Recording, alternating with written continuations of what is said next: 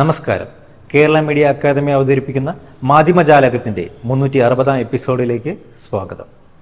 മാധ്യമങ്ങൾ നേരിന്, മാധ്യമങ്ങൾ സമാധാനത്തിന് എന്ന സന്ദേശവുമായി Kerala media academy international media festival of Kerala IMFK സംഘടിപ്പിക്കുന്നു.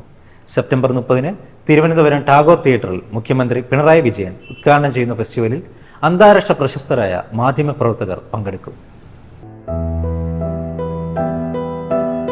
സെപ്റ്റംബർ 30, ഒക്ടോബർ 1-2 തീയതികളിൽ 3 ദിനങ്ങളിലായാണ് international media festival of Kerala നടക്കുന്നത്.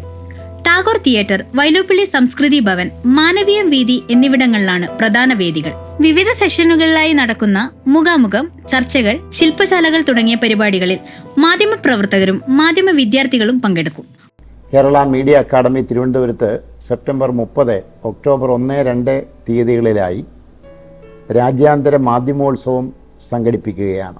ഇതിലേക്ക് എല്ലാവർക്കും സുസ്വാഗതം.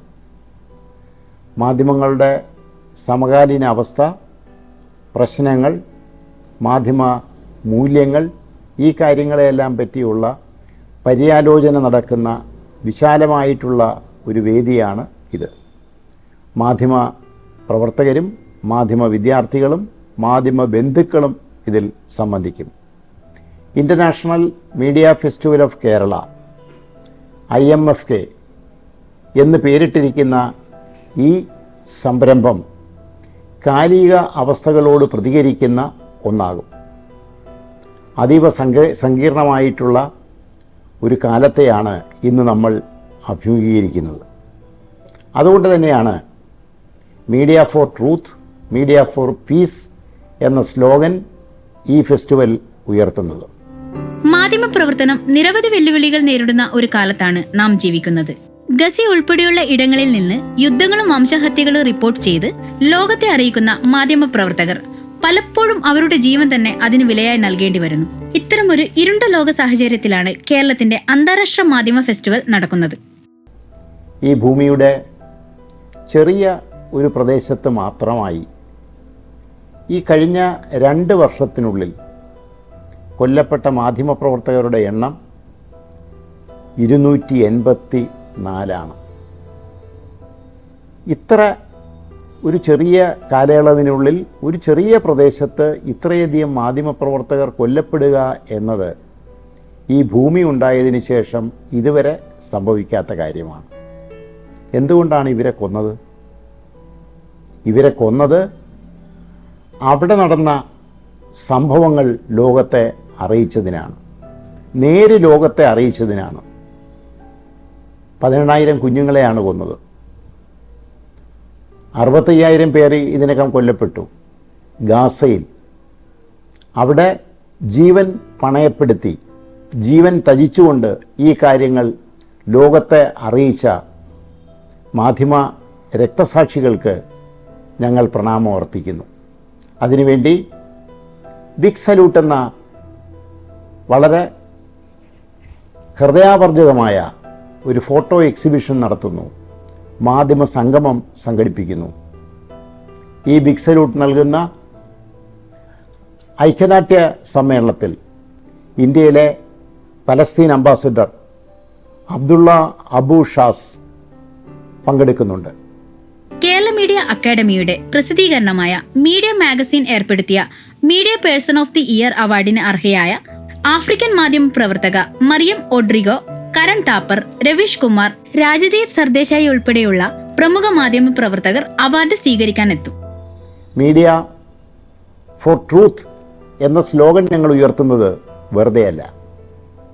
ഇതിൻ്റെ ഭാഗമായി മീഡിയ അക്കാദമിയുടെ പ്രസിദ്ധീകരണമായ മാസികയായ മീഡിയ എല്ലാ വർഷവും നൽകുന്ന media person of the year award ഇത്തവണ നേടിയത് ആഫ്രിക്കയിലെ ബുർക്കിന ഫാസോ എന്ന രാജ്യത്തെ മറിയം ഔഡ്രിഗോ എന്ന വിശ്വപ്രസിദ്ധയായ മാധ്യമപ്രവർത്തകയ്ക്കാണ്. അവർ ആ നാട്ടിൽ നടക്കുന്ന കുട്ടികൾക്കും സ്ത്രീകൾക്കുമെതിരായി നടക്കുന്ന അതിക്രമങ്ങൾ, അതിൻ്റെ ഞെട്ടിപ്പിക്കുന്ന വിവരങ്ങൾ ലോകത്തെ അറിയിച്ച മാധ്യമപ്രവർത്തകയാണ്. അവർ എത്തുന്നുണ്ട്. അവർക്ക് ഇതിനകം തന്നെ ഇന്ത്യ സർക്കാർ വിസയും അനുവദിച്ചു കഴിഞ്ഞു. കഴിഞ്ഞ 3 വർഷങ്ങളിലായി മീഡിയ അക്കാദമി പ്രഖ്യാപിച്ചിട്ടുള്ള അവാർഡുകളും ഇതിനോടൊപ്പം തന്നെ നൽകുകയാണ്. ഇന്ത്യൻ മീഡിയ പേഴ്സൺ അവാർഡുകൾ കരൺ താപ്പർ, രവീഷ് കുമാർ, രാജ്ദീപ് സർദേശായി എന്നിവർക്കാണ്. ഈ അവാർഡ് ഏറ്റുവാങ്ങുന്നതിന് വേണ്ടി ഇവർ 3 പേരും തിരുവനന്തപുരത്ത് എത്തും. സെപ്റ്റംബർ 30 ഫെസ്റ്റിവൽ ഉദ്ഘാടനം ചെയ്യുന്നത് കേരളത്തിൻ്റെ പ്രിയപ്പെട്ട മുഖ്യമന്ത്രി ശ്രീ പിണറായി വിജയനാണ്. അദ്ദേഹം തന്നെ ഈ അവാർഡുകളും സമ്മാനിക്കും. മാധ്യമ മേഖലയിൽ നിർമ്മിത ബുദ്ധിയുടെ സാധ്യതകൾ, യൂട്യൂബ് ഉൾപ്പെടെയുള്ള നവമാധ്യമങ്ങളിലെ തൊഴിൽ സാധ്യതകൾ തുടങ്ങിയ വിഷയങ്ങളിൽ വിദഗ്ധർ നയിക്കുന്ന പരിശീലന പരിപാടികൾ ഫെസ്റ്റിവലിനോടനുബന്ധിച്ച് ഒരുക്കിയിട്ടുണ്ട്. മാധ്യമ പ്രവർത്തകർക്കും മാധ്യമ വിദ്യാർത്ഥികൾക്കും ഏറെ ഗുണകരമായിരിക്കും ഈ ശില്പശാലകൾ. ആർട്ടിഫിഷ്യൽ ഇൻ്റലിജൻസിൻ്റെ കാലത്ത് മാധ്യമങ്ങളുടെ മുന്നിൽ വെല്ലുവിളിയും സാധ്യതകളും തുറന്നിട്ടുണ്ട്. ഈ കാര്യത്തെപ്പറ്റിയുള്ള ഗൗരവമായിട്ടുള്ള ചർച്ച ഈ ഫെസ്റ്റിവലിലുണ്ടാകും. അതുപോലെ തന്നെ തിരഞ്ഞെടുക്കപ്പെട്ട 50 മാധ്യമ പ്രവർത്തകർക്ക് വേണ്ടി ഞങ്ങളൊരു AI വർക്ക്ഷോപ്പും സംഘടിപ്പിക്കുന്നുണ്ട്. സ്കൂൾ കോളേജ് വിദ്യാർത്ഥികൾക്ക് വേണ്ടി ക്വിസ് പ്രസ് എന്നുള്ള ഒരു പ്രശ്നോത്തരി, ഒരു വിപുലമായിട്ടുള്ള രീതിയിലുള്ളൊരു ക്വിസ് പ്രോഗ്രാം നടത്തുന്നുണ്ട്. GS പ്രദീപാണ് അതിന് നേതൃത്വം നൽകുന്നത്. സംഗീതവും നൃത്തവും പോലെ മനുഷ്യഹൃദയങ്ങളെ സ്വാധീനിക്കാനും ആഹ്ലാദത്തിലെത്തിക്കുവാനും അറിവിനുള്ള കഴിവ് വളരെ പ്രധാനപ്പെട്ടത് തന്നെ. കേരളത്തിലെ ഏറ്റവും പ്രചോദനാത്മകമായ വൈജ്ഞാനിക ഉത്സവം നടത്തുന്നത് കേരള മീഡിയ അക്കാദമിയാണ്. മുഖ്യമന്ത്രിയുടെ ട്രോഫിയും 1 ലക്ഷം രൂപ ക്യാഷ് അവാർഡും ജേതാക്കളെ തേടിയെത്തുന്ന ഈ അറിവുത്സവം കേരളത്തിലെ എല്ലാ കോളേജ്, ഹയർ സെക്കൻഡറി വിദ്യാർത്ഥികളെയും പങ്കെടുപ്പിക്കുന്നു. പ്രാഥമികതല മത്സരങ്ങളും പിന്നീട് ഗ്രാൻഡ് ഫിനാലെയും ചേർന്ന് നടത്തുന്ന ഈ വൈജ്ഞാനിക മായക്കാഴ്ച അനുവാചകരിലും മത്സരിക്കുന്നവരിലും പുത്തനറിവുകളുടെ വർണ്ണ പ്രപഞ്ചം തീർക്കും എന്നതിൽ സംശയമില്ല. സ്വാതന്ത്ര്യവും സമാധാനവും ആവിഷ്കാര ബോധ്യങ്ങളും അടയാളപ്പെടുത്തിക്കൊണ്ടുള്ള അന്തർദേശീയ മാധ്യമോത്സവം മീഡിയ അക്കാദമിയുടെ നേതൃത്വത്തിൽ തിരുവനന്തപുരത്ത് നടക്കുകയാണ്. അതിന്റെ ഭാഗമായാണ് ഇക്കുറി ക്വിസ് പ്രസ് എന്ന ഈ സംസ്ഥാനതല വിജ്ഞാന ഉത്സവം അരങ്ങേറുക. 2025 സെപ്റ്റംബർ 30 രാവിലെ 10 മണിക്ക് വൈലോപ്പിള്ളി സംസ്കൃതി ഭവൻ കൂത്തമ്പലത്തിൽ പ്രിലിമിനറി മത്സരങ്ങളും 1-ാം തീയതി വൈകുന്നേരം 4:30 ടാഗോർ തിയേറ്ററിൽ ഗ്രാൻഡ് ഫിനാലെയും അരങ്ങേറും. ഒത്തിരി ചോദ്യങ്ങളും അതിലേറെ ഉലയ്ക്കുന്ന ഉത്തരങ്ങളുമായി ഈ അറിവംഗം അരങ്ങേറുമ്പോൾ അതിന്റെ ഭാഗമാകാൻ കേരളത്തിലെ വിജ്ഞാനദാഹികളായ സർവ്വ വിദ്യാർത്ഥികളെയും ഞാൻ സഹർഷം സ്വാഗതം ചെയ്യുന്നു. അറിവൊരു മായ കാഴ്ച കൂടിയാണ്. ഇന്നലകളിലേക്കും ഇന്നുകളിലേക്കുമുള്ള തിരിച്ചറിവും വരാനിരിക്കുന്ന നാളുകളിലേക്കുള്ള വഴികാട്ടിയും കൂടിയാണത്. ഞാനുണ്ടാകും ഏറെ ചോദ്യങ്ങളും അതിലേറെ ഉള്ളുലയ്ക്കുന്ന ഉത്തരങ്ങളുമായി. നിങ്ങളുടെ സ്വന്തം GS പ്രദീപ്. കേരളം മുന്നോട്ട് നടന്ന വഴികൾ വിശദീകരിക്കുന്ന ദി റിയൽ കേരള സ്റ്റോറി എന്ന പ്രദർശനം ഫെസ്റ്റിവലിന്റെ മറ്റൊരാകർഷണമായിരിക്കും. ആധുനികമായ ചിത്രദൃശ്യ ശ്രാവ്യ സംവിധാനങ്ങൾ ഉപയോഗിച്ചാണ് പ്രദർശനം ഒരുക്കിയിട്ടുള്ളത്. ഏറ്റവും പ്രധാനപ്പെട്ടൊരു കാര്യം റിയൽ കേരള സ്റ്റോറി അത് അവതരിപ്പിക്കുന്നു എന്നുള്ളതാണ്. അത് ചിത്രങ്ങളിലൂടെ അവതരിപ്പിക്കുക മാത്രമല്ല, ഒരു സ്റ്റോറി ടെല്ലർ കൂടിയായി ആ എക്സിബിഷൻ മാറും. എന്ന് പറഞ്ഞാൽ ചിത്രങ്ങൾ കൊണ്ടും വീഡിയോ കൊണ്ടും ഓഡിയോ കൊണ്ടും അവതരിപ്പിക്കുന്ന ഒരു പുതുമയുള്ള എക്സിബിഷനായിരിക്കും ആ കാര്യം. അതിലൂടെ ഞങ്ങൾ ഉദ്ദേശിക്കുന്നത് കേരളം എങ്ങനെ ഇതര സംസ്ഥാനങ്ങളിൽ നിന്നും വ്യത്യസ്തമായിരിക്കുന്നു, കേരളം എങ്ങനെ ലോകത്തിലെ മറ്റ് ഭൂപ്രദേശങ്ങളിൽ നിന്നും വ്യത്യസ്തമായിരിക്കുന്നു, അതിൻ്റെ കഥകൾ അവതരിപ്പിക്കുന്ന ഒരു എക്സിബിഷനായിരിക്കും അത്. ഈ എക്സിബിഷൻ തന്നെ തുടർച്ചയായിട്ട് ഈ ഫെസ്റ്റിവലിന് ശേഷം 500ഓളം മാധ്യമ വിദ്യാർത്ഥികളും അവരെ നയിക്കുന്ന മാധ്യമ പ്രവർത്തകരും കൂടി ചേർന്നിട്ട് ഈ സ്റ്റോറി കണ്ടെത്തുന്നതിന് വേണ്ടിയിട്ടുള്ള ഒരു കേരള യാത്രയും നടത്തുന്നു എന്ന കാര്യവും ഞങ്ങൾ ഈ വേളയിൽ അറിയിക്കുകയാണ്. ഫെസ്റ്റിവലിലേക്ക് ഏവർക്കും സ്വാഗതം. അന്താരാഷ്ട്ര ഫോട്ടോ എക്സിബിഷൻ, വിവിധങ്ങളായ കലാപരിപാടികൾ തുടങ്ങിയവ ഫെസ്റ്റിവലിനോടനുബന്ധിച്ച് വിവിധ വേദികളിലായി അവതരിപ്പിക്കും. കേരള ഗവൺമെന്റിന്റെ ഇൻഫർമേഷൻ ആൻഡ് പബ്ലിക് റിലേഷൻ വകുപ്പ്, കേരള പത്രപ്രവർത്തക യൂണിയൻ എന്നിവരുടെ സഹകരണത്തോടെയാണ് Kerala media academy international media festival of Kerala സംഘടിപ്പിക്കുന്നത്.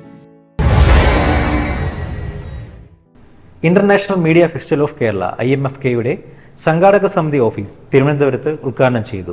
കൃഷിമന്ത്രി പി പ്രസാദാണ് ഓഫീസ് ഉദ്ഘാടനം ചെയ്തത്. Kerala media Academy chairman RS Babu ചടങ്ങിൽ അധ്യക്ഷനായി. ഗസയിൽ പിഞ്ചു കുഞ്ഞുങ്ങളെ കൊന്നുതള്ളുന്ന യുദ്ധഭീകരതയ്ക്കെതിരെ പ്രതിഷേധിക്കുന്നവരെ അധിക്ഷേപിക്കുന്ന മനോനിലയിലേക്ക് മലയാളി മാറരുതെന്ന് മന്ത്രി പി പ്രസാദ് പറഞ്ഞു. മാധ്യമങ്ങൾ യുദ്ധത്തെ മഹത്തരമാക്കരുത്. ബോംബല്ല, ഭക്ഷണമാണ് മനുഷ്യനുണ്ടാക്കേണ്ടത്.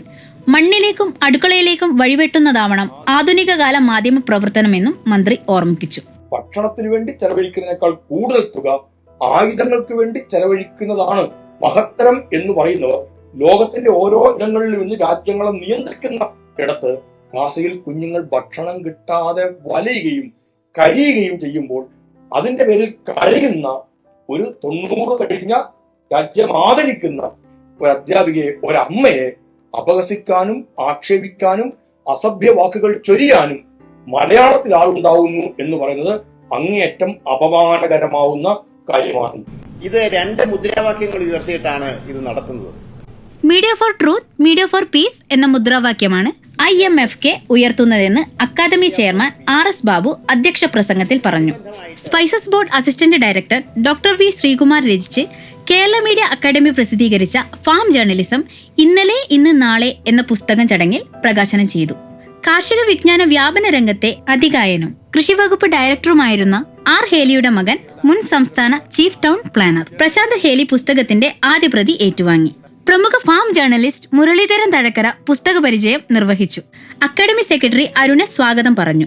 പുസ്തക രചയിതാവ് doctor V Sreekumar, Deshabhimani news editor Suresh Vellimangalam, KUWJ secretary B Abhijith, അക്കാദമിയുടെ photo journalism course coordinator B Chandrakumar തുടങ്ങിയവർ സംസാരിച്ചു.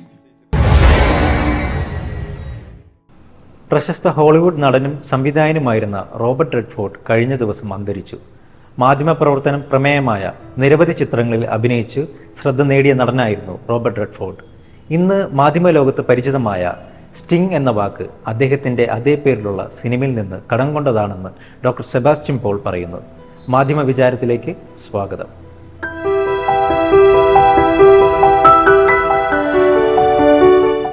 പ്രസിദ്ധനായ ഹോളിവുഡ് നടൻ, സംവിധായകൻ, ഓസ്കാർ ജേതാവ്, ഇങ്ങനെ പല നിലകളിൽ സിനിമാ പ്രേമികൾക്ക് പരിചിതനായ റോബർട്ട് റെഡ്ഫോർഡ് കഴിഞ്ഞ ദിവസം സെപ്റ്റംബർ 16 അന്തരിച്ചു. 89 വയസ്സായിരുന്നു. ഹോളിവുഡിലെ ചലച്ചിത്ര പ്രവർത്തകൻ എന്ന നിലയ്ക്കല്ല മാധ്യമവിചാരം പരിപാടിയിൽ റോബർട്ട് റെഡ്ഫോർഡിന്റെ പേര് പരാമർശിക്കുന്നത്. അദ്ദേഹം അഭിനയിച്ച ചില ചിത്രങ്ങൾ, മിക്ക ചിത്രങ്ങളിലും ഒരു മാധ്യമ പ്രവർത്തന പശ്ചാത്തലം ഉള്ള കഥകളാണ്. പ്രസിദ്ധമായ ഒരു സിനിമ 1976 ഇറങ്ങിയ ഓൾ ദ പ്രസിഡന്റ്സ് മെൻ എന്നതായിരുന്നു. വാട്ടർഗേറ്റ് അപവാദ കഥകൾ വാഷിംഗ്ടൺ പോസ്റ്റിലൂടെ പുറത്തു കൊണ്ടുവന്ന ആ 2 യുവ പത്രപ്രവർത്തകർ ചേർന്ന് എഴുതിയ പുസ്തകമാണ് ഓൾ ദ പ്രസിഡന്റ്സ് മെൻ. അതിൻ്റെ ചലച്ചിത്രാവിഷ്കാരമാണ് റോബർട്ട് റെഡ്ഫോർഡ് അന്ന് നടത്തിയത്. അദ്ദേഹത്തിൻ്റെ മറ്റൊരു പ്രസിദ്ധമായ സിനിമയാണ് ദ സ്റ്റിംഗ്. സ്റ്റിംഗ് എന്ന് കേൾക്കുമ്പോൾ മാധ്യമങ്ങളുമായി ബന്ധമുള്ള എല്ലാവർക്കും പെട്ടെന്ന് എന്താണത് എന്ന് ഓർമ്മയിൽ വരും. ഇൻവെസ്റ്റിഗേറ്റീവ് ജേർണലിസത്തിൻ്റെ ആയുധമോ ഉപകരണമോ ആയി ദ സ്റ്റിംഗ് അത് മാറിയിട്ടുണ്ട്. 1973 ആണ് റോബർട്ട് റെഡ്ഫോർഡ് ദ സ്റ്റിംഗ് എന്ന സിനിമ എടുത്തിട്ടുള്ളത്. ആ സിനിമയിൽ നിന്നാണ് വാസ്തവത്തിൽ ഈ ജേർണലിസത്തിൽ സ്റ്റിംഗ് ഓപ്പറേഷൻ എന്ന പേര് തന്നെ വന്നത്. അത്രമാത്രം സ്വാധീനം മാധ്യമ ലോകത്ത് ചെലുത്തിയ ഒരു ചലച്ചിത്ര കലാകാരനായിരുന്നു റോബർട്ട് റെഡ്ഫോർഡ്. പോൾ ന്യൂമൻ എന്ന അതിപ്രശസ്തനായ മറ്റൊരു നടനുമായി ചേർന്നാണ് അദ്ദേഹത്തിന്റെ പല നല്ല സിനിമകളും ഉണ്ടായിട്ടുള്ളത്. 6 ദശകക്കാലം നീണ്ടുനിന്ന ചലച്ചിത്ര പ്രവർത്തനമായിരുന്നു റെഡ്ഫോർഡിൻ്റേത്. ഈ സ്റ്റിംഗ് ജേർണലിസം എന്ന് പറയുമ്പോൾ നമുക്കെല്ലാം ഇന്നറിയാം, അതൊരു ഒരു ഒരു ഒളിപ്പോരാണ്, അല്ലെങ്കിൽ ഒളിപ്രവർത്തനമാണ്. ഒളിപ്പിച്ചു വെച്ച ക്യാമറ, ഒളിപ്പിച്ചു വെച്ച മറ്റു ഉപകരണങ്ങളൊക്കെ, അല്ലെങ്കിൽ വേഷം മാറി വേഷപ്രച്ഛന്നരായി ഒക്കെയുള്ള വാർത്താ ശേഖരണം. അതാണല്ലോ ഈ ഇൻവെസ്റ്റിഗേറ്റീവ് ജേർണലിസത്തിന്റെ ഭാഗമായി സ്റ്റിംഗ് ഓപ്പറേഷൻ എന്ന പേരിൽ അറിയപ്പെടുന്നത്. അത് അധാർമികമാണ് എന്ന കാര്യത്തിൽ സംശയമൊന്നുമില്ല. കാരണം മറ്റുള്ളവരെ കബളിപ്പിച്ച് വ്യാജമായി കളവായി അവരെ ഒരു തരത്തിലൊരു ഒരു ഒരു ഒരു അബദ്ധത്തിൽപ്പെടുത്തിക്കൊണ്ട് ഉള്ള വാർത്താശേഖരണം അത് ശരിയാണ് എന്ന് ആരും പറയില്ല. പക്ഷെ ചില സന്ദർഭങ്ങളിൽ അതും അനുവദനീയമാണ് എന്ന് കോടതികൾ തന്നെ പറഞ്ഞു തുടങ്ങിയിട്ടുണ്ട്. അത് പബ്ലിക് ഇൻട്രസ്റ്റ് ആണ്. പൊതു താല്പര്യത്തെ മുൻനിർത്തി ചില കാര്യങ്ങൾ, രഹസ്യങ്ങൾ അനാവരണം ചെയ്യണമെങ്കിൽ ചിലപ്പോൾ സ്റ്റിംഗ് ഓപ്പറേഷന് വേണ്ടി വന്നേക്കാം. ടെഹൽക്ക ആണ് ഇന്ത്യയിൽ ഈ പേര് പരിചിതമാക്കിയത് എന്ന് നമുക്കറിയാം. ടെഹൽക്ക ഇപ്പോൾ അത്ര സജീവമായി പ്രവർത്തിക്കുന്ന ഒരു മാധ്യമ സ്ഥാപനമല്ല. പല അബദ്ധങ്ങളും അപകടങ്ങളും ഒക്കെ സ്ഥാപനത്തിന് തന്നെ സംഭവിച്ചിട്ടുണ്ട്. വാട്ടർഗേറ്റ് ആണ് ഇൻവെസ്റ്റിഗേറ്റീവ് ജേർണലിസത്തിന്റെ തുടക്കം എന്ന രീതിയിൽ നമ്മൾ എപ്പോഴും പറയുന്നത്. പക്ഷേ വാഷിംഗ്ടൺ പോസ്റ്റിലെ ആ 2 യുവ റിപ്പോർട്ടർമാർ അവർ ഒരു സ്റ്റിംഗ് ഓപ്പറേഷനും അന്ന് നടത്തിയിട്ടില്ല. അമേരിക്കൻ പ്രസിഡന്റിന്റെ രാജിക്ക് കാരണമായി തീർന്ന വാർത്തകൾ, വിവരങ്ങളുടെ ഒരു എക്സ്പോഷർ, സ്ഫോടനാത്മകമായ എക്സ്പോഷർ, അതിന് ആ 2 പേർക്കും, ബോബ് വുഡ്വേർഡിനും കാൾ ബെൺസ്റ്റീനും, ഒരു സ്റ്റിംഗ് ഓപ്പറേഷന്റെയും ആവശ്യം വന്നിട്ടില്ല. അവർ ചെയ്തതൊക്കെ ഡോക്യുമെന്റ്സ്, ലഭ്യമായ രേഖകൾ തേടിപ്പിടിച്ച് ആ രേഖകളുടെ അടിസ്ഥാനത്തിൽ അവർ നടത്തിയ ഓപ്പറേഷൻ അതായിരുന്നു അവർ വാട്ടർഗേറ്റ് ഇൻവെസ്റ്റിഗേറ്റീവ് ജേർണലിസം എന്ന് പറയുന്നത്. ഹിന്ദുവിൽ ഒരു പ്രസിദ്ധമായ വെളിപ്പെടുത്തൽ അല്ലെങ്കിൽ ഇൻവെസ്റ്റിഗേറ്റീവ് ജേർണലിസം എന്ന് പറയാവുന്ന വിഭാഗത്തിൽപ്പെടുത്താവുന്ന ഒന്ന് ബോഫോഴ്സ് ആയിരുന്നു. അവിടെയും എൻ റാമും ചിത്ര സുബ്രഹ്മണ്യവും ചേർന്ന് അവരൊരു സ്റ്റിംഗ് ഓപ്പറേഷനും നടത്തിയിട്ടില്ല. പബ്ലിക് ഡൊമൈനിൽ ലഭ്യമായ രേഖകൾ മാത്രം തേടിപ്പിടിച്ച് അവയുടെ അപഗ്രഥനത്തിലൂടെ ആ ബോഫോഴ്സ് കുംഭകോണത്തിന്റെ വിവരങ്ങൾ അവർ ചുരുളഴിക്കുന്ന അവസ്ഥയാണ് അന്നുണ്ടായത്. അരുൺ ഷൂറിയും അങ്ങനെ തന്നെയായിരുന്നു. കുവോ ഓയിൽ ഡീൽ അല്ലെങ്കിൽ ഇന്ദിര പ്രതിഷ്ഠാൻ എന്നൊക്കെ അന്ന് അക്കാലത്തെ ചില സ്കാൻഡലുകളുടെ പേരുകളാണ്. അതൊക്കെ അരുൺ ഷൂറി പ്രവർത്തിച്ചതും സ്റ്റിംഗ് ഓപ്പറേഷനെ അടിസ്ഥാനമാക്കിയല്ല, രേഖകളെ അടിസ്ഥാനമാക്കിയായിരുന്നു. ഹിന്ദുവിന്റെ എഡിറ്റർ എൻ രവി അവരുടെ നയം തന്നെ പ്രഖ്യാപിച്ചിട്ടുണ്ട്. ഞങ്ങളുടെ റിപ്പോർട്ടർമാർ വേഷപ്രച്ഛന്നരായി മറ്റുള്ളവരെ കബളിപ്പിക്കുന്ന രീതിയിലുള്ള പ്രവർത്തനം നടത്തുന്നവരല്ല. ഞങ്ങൾ ഐഡന്റിറ്റി റിവീൽ ചെയ്തുകൊണ്ട്, വെളിപ്പെടുത്തിക്കൊണ്ട് വാർത്ത ശേഖരിക്കുന്നവരാണ്. അതാണ് ഹിന്ദുവിന്റെ നയപ്രഖ്യാപനം. പല രാജ്യങ്ങളും അങ്ങനെയാണ്. ഇപ്പൊ സ്വീഡനിൽ ഇൻവെസ്റ്റിഗേറ്റീവ് ജേർണലിസ്റ്റിംഗ് ഓപ്പറേഷൻ പൂർണ്ണമായും നിരോധിച്ചിട്ടുണ്ട്. അമേരിക്കയിലും അതിന് പരിമിതികളുണ്ട്. അപ്പോൾ അത് പക്ഷേ നമുക്കറിയാം, ഇന്ന് നമ്മുടെ ജേർണലിസം വിദ്യാർത്ഥികൾക്ക് അല്ലെങ്കിൽ മാധ്യമ രംഗം ശ്രദ്ധിക്കുന്നവർക്ക് ഏറ്റവും പരിചിതമായ ഒരു വാക്കായി സ്റ്റിംഗ് മാറിയിരിക്കുകയാണ്. സ്റ്റിംഗ് എന്ന് പറഞ്ഞാൽ ഒരു പ്രാണി വന്ന് കുത്തുക, അതിന് സ്റ്റിംഗ് എന്ന് പറയും.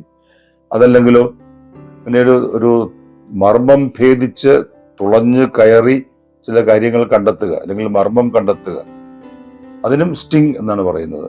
അതിൽ നിന്നായിരിക്കാം റോബർട്ട് റെഡ്ഫോർഡ് അന്ന് 1973 ഈ സിനിമ ഇറക്കിയപ്പോൾ അതിന് ദ സ്റ്റിംഗ് എന്ന് പേരിട്ടത്. ഒരു ടൈറ്റിൽ അത് എത്രമാത്രം ഒരു പ്രശസ്തമായി തീരുന്നു, മാധ്യമ പഠനത്തിന്റെ അല്ലെങ്കിൽ മാധ്യമ പദാവലിയുടെ ഒഴിവാക്കാനാവാത്ത ഭാഗമായി മാറിയിരിക്കുന്നു. അങ്ങനെയും ചിലപ്പോൾ ചില കാര്യങ്ങൾ സംഭവിക്കാറുണ്ട്. നമ്മൾ ജേർണലിസവും സിനിമയും തമ്മിൽ വലിയ ബന്ധമുണ്ട്. ജേർണലിസം എന്നത് ഫസ്റ്റ് ഡ്രാഫ്റ്റ് ഓഫ് ഹിസ്റ്ററി, ചരിത്രത്തിന്റെ ആദ്യ കരട് എന്നാണ് വിശേഷിപ്പിക്കുന്നതെങ്കിലും സിനിമയിൽ നിന്ന് പത്രപ്രവർത്തകരും പത്രപ്രവർത്തനത്തിൽ നിന്ന് ചലച്ചിത്ര പ്രവർത്തകരും ആശയങ്ങൾ ഉൾക്കൊള്ളുന്ന ധാരാളം സാഹചര്യങ്ങൾ ഉണ്ടാവാറുണ്ട്. അക്കൂട്ടത്തിൽ ഏറ്റവും പ്രസിദ്ധമായ ഒന്നായി റോബർട്ട് റെഡ്ഫോർഡ് അവതരിപ്പിച്ച ഈ സ്റ്റിംഗ് എന്ന പദം നിൽക്കുന്നു. അദ്ദേഹം ആ പേരിൽ ഇറക്കിയ സിനിമ, അതിന് ഓസ്കാർ നേടിക്കൊടുത്ത സിനിമ ദ സ്റ്റിംഗ്, 1973 ഹോളിവുഡ് സിനിമ, അത് വളരെ പ്രശസ്തമായ രീതിയിൽ നമുക്ക് മറക്കാൻ കഴിയാത്ത ചലച്ചിത്ര അനുഭവമായി മാറി. ആ അനുഭവം മാധ്യമ പ്രവർത്തനത്തിൽ, അന്വേഷണാത്മക പത്രപ്രവർത്തനത്തിൽ പ്രത്യേകിച്ചും ഒഴിവാക്കാനാവാത്ത ഒരു ഒരു ഒരു ഒരു പ്രോസസ്, ഒരു സംരംഭം ആയി മാറുകയും ചെയ്തു. അക്ഷരങ്ങളുടെ ഉച്ചാരണത്തിൽ പോലും മാറ്റം വന്നിരിക്കുന്നു. XYZ എന്ന് പണ്ട് പറഞ്ഞിരുന്നത് ഇന്ന് XYC ആയിട്ടുണ്ട്. ഇതേക്കുറിച്ചും ജൻസിയുമായി ബന്ധപ്പെട്ട വാർത്തകളെക്കുറിച്ചുമാണ് വാക്കിലെ ശരിയിൽ ST പ്രിൻസ് പറയുന്നത്.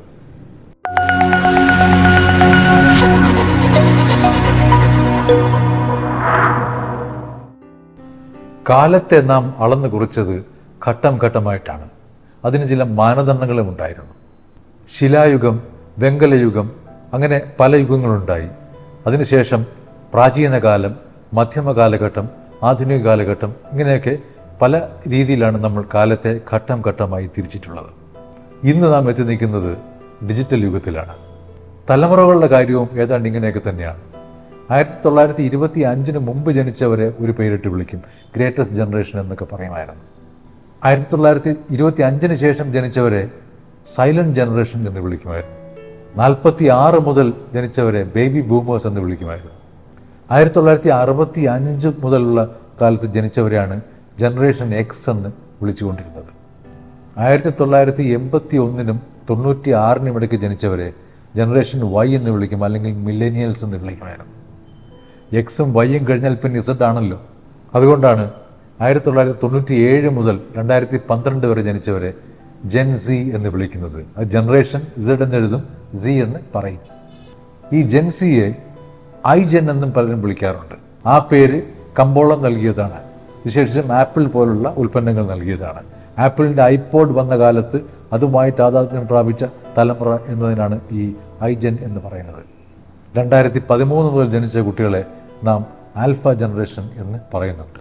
ഇതൊക്കെ ഇത്ര കൃത്യമായൊരു വേർതിരിവുണ്ടോ എന്ന് ചോദിച്ചാൽ ഇല്ല. പക്ഷേ ഓരോ സമയത്തെയും സാംസ്കാരിക സാമൂഹിക ഘടകങ്ങൾ പലതും പരിഗണിച്ചാണ് ഇങ്ങനെ തലമുറകളായിട്ട് ഘട്ടം ഘട്ടമായി മാറ്റിയിട്ടുള്ളത്. ഇക്കാര്യം പരാമർശിക്കാനൊരു കാരണമുണ്ട്. അത് നേപ്പാളിൽ ഈയിടെ നടന്ന കലാപമാണ്. സാമൂഹിക മാധ്യമങ്ങൾ അവിടെ നിരോധിച്ചപ്പോൾ അവിടുത്തെ യുവതലമുറ ഇറങ്ങി കലാപം അഴിച്ചുവിട്ടു. എന്ന് മാത്രമല്ല, കെട്ടിടങ്ങൾ ഇടിച്ച് തകർക്കുക, തീ കത്തിക്കുക, പാർലമെൻറ്റ് കൈകയറുക, കോടതി കൈകയറുക തുടങ്ങിയ വലിയ അരാജകത്വം തന്നെ അവിടെ ഉണ്ടായിരുന്നു. കത്തി പടർന്ന് ന്യൂജൻ എന്നാണ് നമ്മുടെ ഒരു പത്രം ഇതേക്കുറിച്ച് എഴുതിയിരുന്നത്. ന്യൂജൻ എന്ന് പറഞ്ഞാൽ പുതിയ തലമുറ, ന്യൂ ജനറേഷൻ. നേപ്പാളിൽ ന്യൂജൻ പ്രക്ഷോഭം എന്ന് ഒരു പത്രം എഴുതിയിരുന്നു. യൂട്യൂബും ഫേസ്ബുക്കും അടക്കം 26 എണ്ണം നിരോധിച്ചു എന്നാണ് അവിടെ ആ പത്രത്തിൽ എഴുതിയിരിക്കുന്നത്. ശരിക്കും ഇങ്ങനെ പറയുമ്പോൾ 26 എണ്ണം എന്താണെന്നത് ഒന്ന് പറയുന്നത് നല്ലതായിരിക്കും. മറ്റൊരു പത്രത്തിൽ വന്നത് ജൻസി തീയായി നേപ്പാൾ തിരുത്തി എന്നാണ്. നേപ്പാളിലെ ജൻസി വിപ്ലവത്തിൻ്റെ കാണാപ്പുറങ്ങൾ എന്ന് പറഞ്ഞ ലേഖനവും ഒരു മാധ്യമത്തിൽ കണ്ടിരുന്നു. എക്സും വൈയും കഴിഞ്ഞിട്ട് സെഡിന് പകരം സി വരാൻ കാര്യം എന്താണ്? മുമ്പൊക്കെയാണ് XYZ എന്ന് പറഞ്ഞിരുന്നത്. ഇപ്പോൾ XYZ എന്നാണ് പറയുന്നത്. അതുകൊണ്ടാണ് ഈ സി എന്ന് വന്നിട്ടുള്ളത്. ഇത് പറഞ്ഞു വരുമ്പോഴാണ് കുറച്ച് നാൾ മുമ്പ് ഒരു മലയാള പത്രത്തിൽ ഇതുപോലൊരു ജൻസി കണ്ടിരുന്നത്. അത് ഖാദിയെക്കുറിച്ചുള്ളൊരു വാർത്തയാണ്. അതായത് നമ്മുടെ നാട്ടിലെ ഖാദി ആഗോള ഫാഷൻ രംഗത്ത് ഒരു സുസ്ഥിരമായ സ്ഥാനം നേടിയെടുത്തു എന്നുള്ള സന്തോഷ വാർത്ത പറയുന്ന കൂട്ടത്തിലാണ്. അവിടെ ജെൻ സി എന്ന് എഴുതിയിരുന്നത് ABCയുടെ സി ആയിരുന്നു. അതല്ലായിരുന്നു വേണ്ടിയിരുന്നത്, XYZയുടെ സി ആയിരുന്നു വേണ്ടിയിരുന്നത്. രണ്ടും രണ്ടാണല്ലോ. ഏഷ്യ കപ്പ് 2020 ഇന്ത്യയും പാകിസ്ഥാനും തമ്മിലുള്ള ക്രിക്കറ്റ് മത്സരം പല രീതിയിലും വാർത്തയായി, വിവാദവുമായി. പാകിസ്ഥാനെ കീഴടക്കി ഇന്ത്യ എന്ന് ഒരു പത്രം എഴുതിയിട്ടുണ്ട്. കാരണം 7 വിക്കറ്റ് ജയമായിരുന്നല്ലോ. നോ കോംപ്രമൈസ് എന്നും ഒരു ശീർഷകമുണ്ട്. പഹൽഗാം ഭീകരാക്രമണത്തിന് ശേഷം ആദ്യമായാണ് ഇന്ത്യയും പാകിസ്ഥാനും തമ്മിൽ ക്രിക്കറ്റ് മത്സരത്തിന് ഇറങ്ങുന്നത്. അതുകൊണ്ട് ഇതിന് മറ്റൊരു രീതിയിലുള്ള പ്രാധാന്യം കൂടി പല വാർത്തകളും നൽകിയിരുന്നു. പാകിസ്ഥാനിൽ വീണ്ടും ഇന്ത്യൻ മിന്നൽ എന്നായിരുന്നു ഒരു പത്രത്തിലെ ശീർഷകം. അവിടെ സ്പിൻ മാജിക് എന്നും ആ വിജയത്തെക്കുറിച്ച് പറയുന്നുണ്ട്. ഇതൊന്നുമല്ല, മറ്റൊരു പത്രത്തിൽ കണ്ട ശീർഷകം ഇതിനേക്കാളൊക്കെ രസകരമായിരുന്നു. പാകിസ്ഥാൻ പടമായി എന്നാണ്. വോട്ടർ പട്ടിക പരിഷ്കരണവുമായി ബന്ധപ്പെട്ട് കേൾക്കുന്ന ഒരു പേരാണ് SIR അഥവാ സ്പെഷ്യൽ ഇൻറ്റൻസീവ് റിവിഷൻ. ബീഹാറിൽ SIR നടപ്പാക്കാനുള്ള വാക്കാലുള്ള അനുമതി സുപ്രീം കോടതി നൽകിയപ്പോൾ നമ്മുടെ ഒരു പത്രം വന്ന് എഴുതിയത് യെസ് സർ എന്നായിരുന്നു. അത് SIR ഇംഗ്ലീഷിലായിരുന്നു. ഇപ്പോൾ വന്ന് ഈ റിവിഷനുമായി ബന്ധപ്പെട്ട വാർത്തകളിലൊക്കെ എല്ലാ പത്രത്തിലും SIR എന്നുള്ളത് ഇംഗ്ലീഷിൽ എഴുതുന്ന ഒരു രീതി ആയിക്കഴിഞ്ഞു. സർ കേരളത്തിൽ നിന്നും കേരള സർ എന്നുമൊക്കെ ഓരോ പത്രങ്ങളിൽ വരുന്നുണ്ട്. ഇവിടെയൊക്കെ SIR എന്നുള്ളത് ഇംഗ്ലീഷ് തന്നെയാണ് അവർ ഉപയോഗിക്കുന്നത്. അക്രമകാരികളായ വന്യജീവികളെ കൊല്ലാമെന്നുള്ളൊരു തീരുമാനം കഴിഞ്ഞ ദിവസം വന്നിരുന്നു. അത് സ്വാഭാവികമായും വലിയ വാർത്തയായി. ആക്രമിച്ചാൽ വന്യമൃഗത്തെ കൊല്ലാമെന്ന് ഒരു പത്രം എഴുതിയിട്ടുണ്ട്. മറ്റൊരു പത്രം ഒരു പടി കൂടി കടന്നു പോയിട്ട് പറയുകയാണ്, ഉപദ്രവിക്കുന്ന വന്യജീവികളെ കൊല്ലാം, തിന്നാം. മറ്റൊരു പത്രത്തിൽ ഒറ്റ വാക്കിൽ ഇത് അവതരിപ്പിച്ചിട്ടുണ്ട്, ഷൂട്ട് എന്ന് മാത്രം. വേറൊരു പത്രമാകട്ടെ ഷൂട്ട് അറ്റ് സൈറ്റ് എന്ന് എഴുതിയിട്ടുണ്ട്. കഴിഞ്ഞ ദിവസം ഒരു പത്രത്തിൻ്റെ പ്രാദേശിക പേജിൽ കണ്ട ഒരു വാർത്ത ഇങ്ങനെയായിരുന്നു, സിറ്റി ഗ്യാസ് പദ്ധതിക്ക് വേഗത കൂടുന്നു. വേഗതയല്ല ശരി, വേഗമാണ് ശരി. അപ്പോൾ നമുക്കൊരു സംശയം തോന്നും, ഈ പത്രത്തിൽ വേഗമാണ് ശരിയെന്നറിയാത്ത ആളുകളുണ്ടോ? ഇല്ലെന്നാണ് അടുത്ത പേജ് മറിക്കുമ്പോൾ മനസ്സിലാകുന്നത്. അവിടെ അവയവദാനത്തിന് വേഗം കൂട്ടാനെന്ന് വളരെ കൃത്യമായി എഴുതിയിട്ടുണ്ട്. അതിനർത്ഥം അറിയാവുന്ന ആളുകളുണ്ട്, പക്ഷേ ശ്രദ്ധിക്കാത്തതുകൊണ്ടാവാം. അക്ഷരപ്പിശക് മാത്രമല്ല, യുക്തിരാഹിത്യവും ചിലപ്പോൾ പത്രവാർത്തകളിൽ കടന്നുകൂടാറുണ്ട്. കഴിഞ്ഞ ദിവസം ഇന്ത്യൻ മിലിറ്ററി അക്കാഡമിയിൽ വെച്ച് മരണമടഞ്ഞ ഒരു വ്യക്തിയെക്കുറിച്ച്, ഒരു കാഡറ്റിനെ കുറിച്ചുള്ള വാർത്ത പത്രങ്ങളിൽ വന്നിരുന്നു. അതിലെഴുതിയിരുന്നത് ഹവിൽദാറായിരുന്ന വ്യക്തി ലെഫ്റ്റനന്റ് കേണൽ ആവാനുള്ള പരിശീലനത്തിലായിരുന്നു എന്ന്. ലെഫ്റ്റനന്റ് കേണലായിട്ട് ആരെയും നേരിട്ടങ്ങനെ നിയമിക്കാറില്ല. ഇന്ത്യൻ മിലിറ്ററി അക്കാഡമിയിൽ നിന്ന് പരിശീലനം കഴിഞ്ഞ് ഇറങ്ങുന്നവർക്ക് കിട്ടാവുന്ന റാങ്ക് ലെഫ്റ്റനൻ്റെതാണ്, അല്ലാതെ ലെഫ്റ്റനന്റ് കേണലല്ല. ലെഫ്റ്റനന്റ് കഴിഞ്ഞ് ക്യാപ്റ്റനും മേജറും കഴിഞ്ഞിട്ടേ ലെഫ്റ്റനന്റ് കേണലിൽ എത്തുകയുള്ളൂ.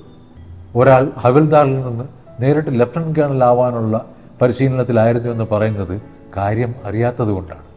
ഇത്തരം യുക്തിരാഹിത്യം വരുമ്പോൾ അതൊന്ന് നോക്കാനെങ്കിലും ആരെങ്കിലും ഉണ്ടാകുന്നത് നല്ലതായിരിക്കും.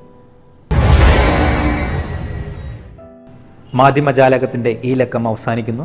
അടുത്ത ആഴ്ച ഇതേ ദിവസം ഇതേ സമയം വീണ്ടും കാണാം. നന്ദി, നമസ്കാരം.